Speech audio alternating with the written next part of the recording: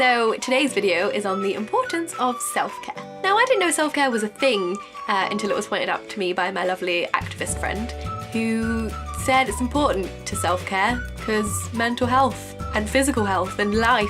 So basically self-care is where you make sure you are spending extra time to look after yourself, to make sure you can go about your daily life and the important things that you're doing. It's really important to note that self-care is not selfish. It's an incredibly important thing to do. So an example of this would be if you're working really hard to get a paper done and you've got 5 days to do it and you've got 2 days left and you're working and working and you're working yourself into the ground and you feel like you're not getting anywhere. You have two options. You can carry on working yourself into the ground and finally sort of getting it done and just feeling crappy about life. Or you can decide to take a day, half a day, a few hours off to look after yourself so that when you come back to your paper, you feel refreshed and ready to carry on and you're in a better place, and chances are your paper will be better too. The beauty of self-care is that it doesn't have to cost any money. It can do if you want to go off for a spa weekend, that's fine, but just as useful is whatever it takes to make you feel happy. So for me, it's taking a bath and reading a book and going to bed early, or doing some yoga. For you, it could be watching that film that always makes you happy. It could be going to see a friend,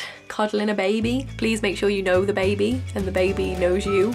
Otherwise, it's just weird. It's okay to reschedule plans if you don't feel up to it. You could do a face mask and paint your nails and just feel good about yourself. Self-care is number one. It should be on the top of your to-do list, no matter how big and long your to-do list is, no matter how many important things you've got going on.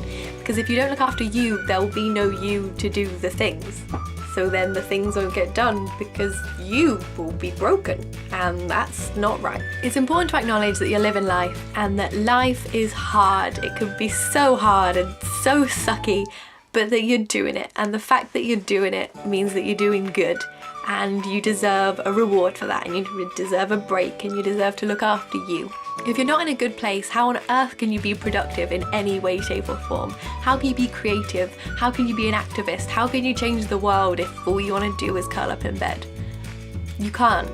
So curl up in bed and watch 7 series of something ridiculous on Netflix and laugh at rubbish jokes and go for a walk in the park and eat sausage rolls and fruit.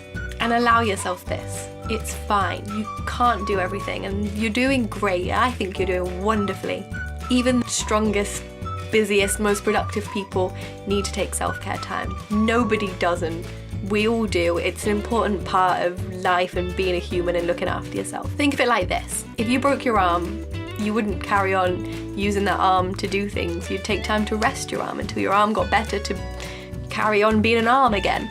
And it's the same with your mental health. You need to make sure that you're back to being the best you can be, and that involves looking after yourself and resting. And you don't have to lay down and do nothing. You know, you could be the kind of person who really enjoys sport or being creative or doing something where there's no consequence and no pressure, just being you, doing you, good. So if you have some cool ideas for some self-care tips, pop them in the comments section, or tweet me, or Facebook me, or tell a friend, look after someone, whatever. And that's today's video. Bye!